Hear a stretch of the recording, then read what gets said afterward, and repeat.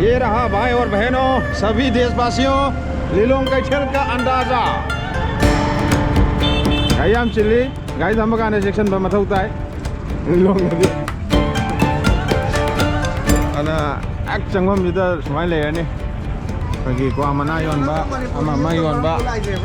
강대बा नुआई दी ने अमा थे लीलोंग कैथेल दा ब्रदर अमा थेंना रे होजे ब्रदर अनि अमा जिगा मसम सांगबा माना रोक तौबा मीनी को कैथेल मनुंग कि खरा मम्मनिना कैमरा जो उदों मांद्रे ने आइना का खरा मम्बगा कैथेल ने खरा मम्बगा मम्मे हाबदुनी ने तइसे आहान बचंगबदा को मना हाना उरनी सेकेंड लफोय अमदि हैरा थांजिंग न सिंगबा ay matang si mathak si kupsan gi budagi yam mammani ko mayam aina khara mambaga kaithel na khara mambaga pung mamme habudun ai sidadi nga kachin wai da nga phangani nga gi makhal mathel gi nga puna mak phangani ungi nga aduga hekta phaba nga puna mak phangani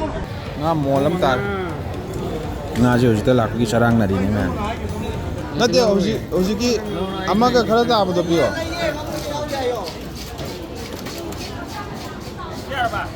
amaga kya na gram jatu ka thai ha ro jatu ko na le ka sita se ya re hek na kan nga sembe program ni le makok to pulap ni ko kam ta ka ko machine kai ka am ta ka bi pulap ko gills ka thang lok thok pa pura high speed music semi banga je nam ta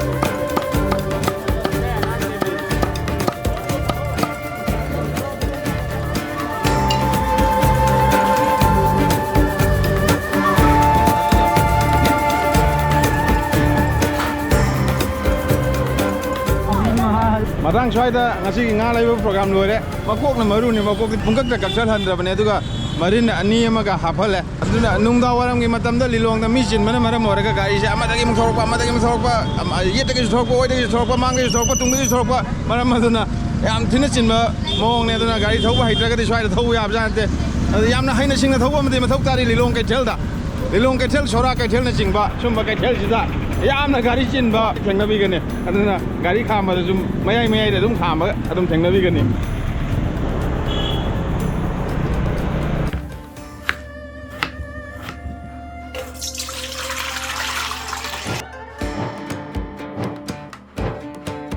anu mamoy na khang paisale mai hore khang sajin lai bang sagal lai bharatpur rajasthan da gi lakpa injin hangam thaw Kaula Yamdavi Kaktanga Kazitanga Yanin Kal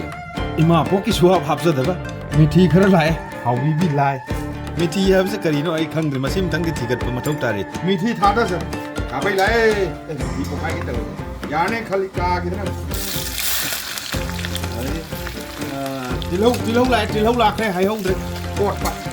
Tina Hana Hoki Miti Mine Kibu ilak ko tilo ko lang jam ithina han ho gida tilo sat khrabagi matung le heuri ba marwai kamena sendi singkhara hari pop sama sanam asuba khara thengna kulantro ju khara laksal kana rabu kulantro Mexico ma di South America rom dagi haurak pani thajan riva ai khoi gi maitai rol dana samaroi awa fadigom mireivak fadigom asin singba aduga Panama da kulantro Puerto Rico da cimarron rakao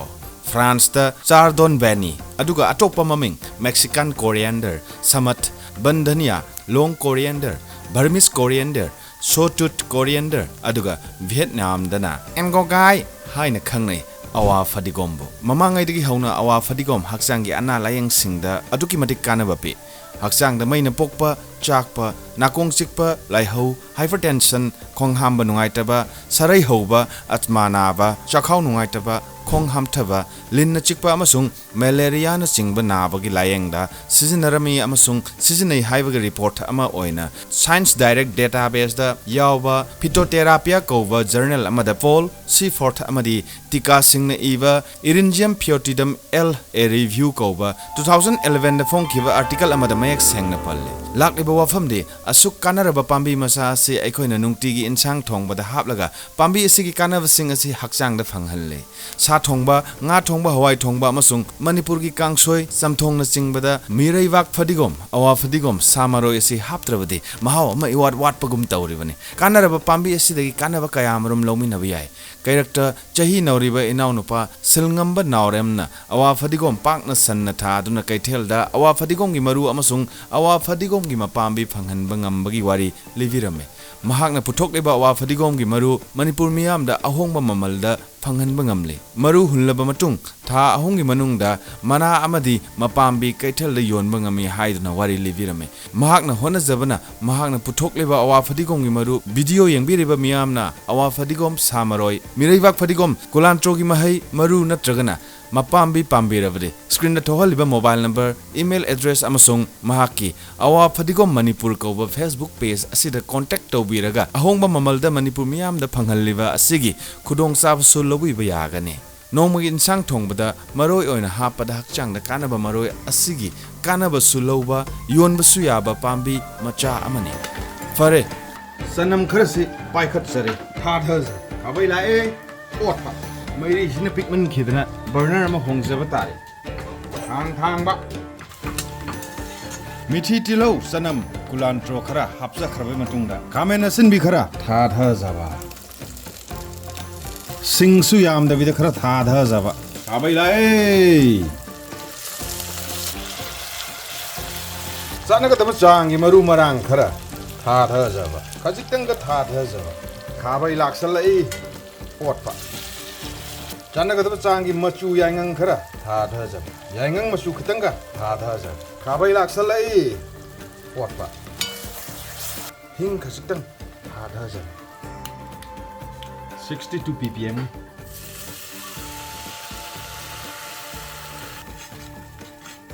Smile gi sira rakhongi morok khara kitanga yumda suba morok suba khara thadhazaba kitanga thumgi nap lawjare yakpi debi lai haubi bi lai kitanga thadhazaba punna hekta ot makok na khwaidagi maruni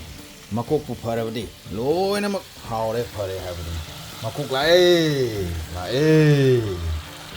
mamet sin nungai ke haba kangu yawbadagi mamet kupsan jare adubu makok khaktana su yade do masa simu laksallaga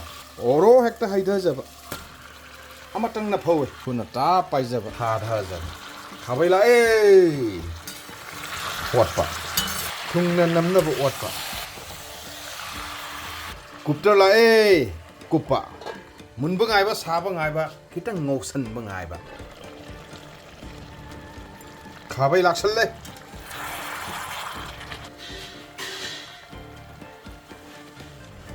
nong tabana maram moraga ising isau thoe yamna thina tapna kaidana bagidamaka maning sida khara han boy kai boy ot boy kai boy munba ngaiba sauba ngaiba hauba ngaiba haubi bi lai sauba ngairingai saurakpa ngairingai tanja chana khangnau lae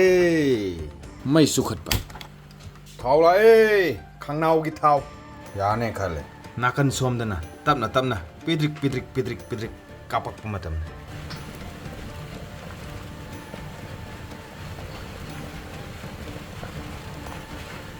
khabai amutang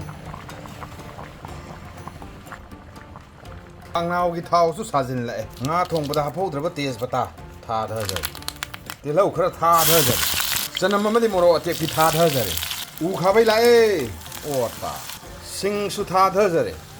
asom lomdagi lakpa bori khara thadhajare maru marang thadhajare otpa kanaraba Culantro khara thadhajare ngasaidagi tenguruba marin khara thadhajare nga gi maril ni haubi bi lai nakan namadana maroi amadi bori nakan namadana marin marum suyori khabai amutang sing khara di yanare asa maninga naptana baida makta amuk khabai je changba makhara changba phajana hekta changba som nakan da su otpa bon je soidana bokhai dong male maram aduna thinba kai kha Culantro khara awa fadigom khara paikhat sare thadhajar alu gi sumafam kitang semjaraga ALu akakpa ALu asoi bala khangnao asida mokhoi ahum maroi mapang thona kana ta ke tore maroi mapang ne ALu ne marin ne pun hekta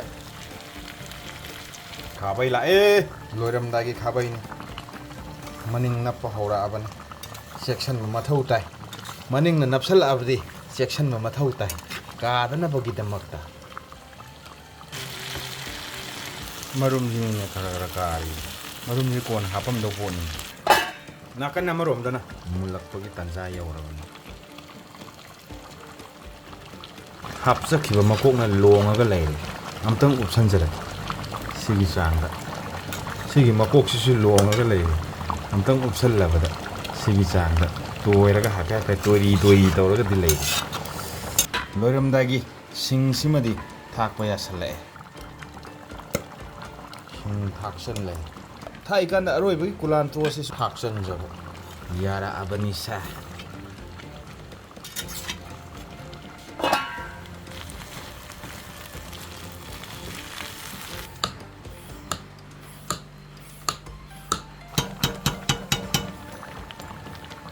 sana kadaba changi thum khara yakpi dabi lai background dai thakse regi yakpi dabi lai hobby bi lai yak to man bra ya oida brahmapur na bam lai kai smile gi sirara kong gi moro khara tha da za ba yam dabi da kangjan na ba karang laur na ba gi mong dun sana kadaba changi machu khara purak pa tha da za ba sai sai ta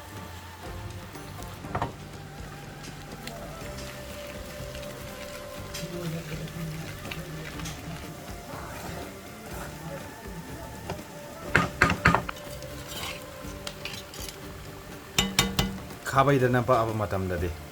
yare na lauzara ba yara ba som nakan gi sisu yare na lauzara ba yare sigi chang sibu yosla ba de mai mu that chare nakan namurom dana sigi mawong sle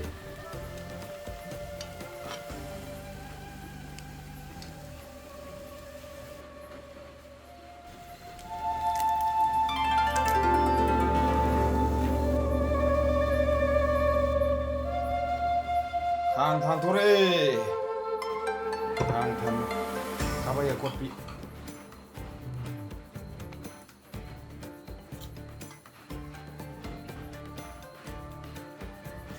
kabaya kopi la sina thauram mapu ariba president gi makok na maru ni masigi athoi ba mithungen oiriba aigi no nopa gi damakta matum khara makok chaning bro chaning de mamit yawe aduni ne mani mamit lo tho kai na hai ne kai mamit ta hob lo yaw ro half tha zap landing side ki damak ta lere tin bi ba bi babok mayam gi makok ama half tha zaba kitanga ko laga half tha zaba masida hari box su yaw khe marin kanghou bori khara su thakpa adugumba kanghou gi mathel ama khang thangjan gi ba ge sa tham gi ba kitang kot pa tha tha zaba khara ka kot pa tha tha zaba marin je inara yaw tha tha zaba loi inare ni side train chat pa dong chat le ni ngasi gi athoi ba mi thunglen som nakana phamli aduga athoi ba mi thunglen gi damakta ten kot sama lere si thorum mapu ariba president gi damakta lere aduga salad ki item sembiriba koi naw no pan sembira pa salad ki item ni nungsi hidak peppermint thabi kamen sinbi tomato onion morok atek pi as aingon da musak loi hapsala ba sak amalela lore ne du de ai gi chang da hapsa khra ba sak se mo hapsala si ngam jan gadi mai daw ni phak ta ni si de ai di kai adu ngam jan ya pote da masi bon ni sa lagi char bon na laudari pon bo na sai di bon chaning le ra sasal khara ta kotha jaba khara ju inga bani na landing side ki damakta ta paikhat charaga nang hai ga dabni ko landing side haraga landing side ta laksare haidha jare haidha jabda fazana haidha dine nang gi do oro hekta haidau ne oro hekta kotha re kotha ra ba ai jo du nang ma to tamaga makok se tap hekta paikhat jaba dak ekta thada ba landing side ta makok na maru ni makokpu haurabadi makokpu pharabadi makokpu saurabadi masasu saurabadi ngadasu sadasu sandasu makok sawi masada sawi makok pikpa ngaprumdo kasu saude masada sangbai wani na cha makok pikpa uchek kasu saude sandang makok pi mai tawdana sakom athoi bu mitung leng ni sakom au khre aisu hauzala Hào đây. mahau di phangai sa salad sisu to chi ba ai ya bo ni mo le salad se ready wa ram ji hoi to la su to ta sa ban ni na hao lai hao ra san ba tum sa san ba champram tang long jang jam te plo nang ne ta sum ji lo ni si hai breng in ro ma hi ga da champra sumba dai mahau se mu champra gi mahau de thole asa Marin gì khai đốt thì bằng. tang pa kha sa ge khai de ge no ne marin bo Kullo nu sa. as ma kok si su mahau de phang asa pa kha cha ba salad si su mahau phang pum no mak mahau phang min ner ma tung da thôi bởi mình chung lên thì chắc rồi cái đồ đây anh ngồi để đọc xem luôn Anh đúng rồi sân giờ cái video xem ạ mà cũng maroon này massage maroon này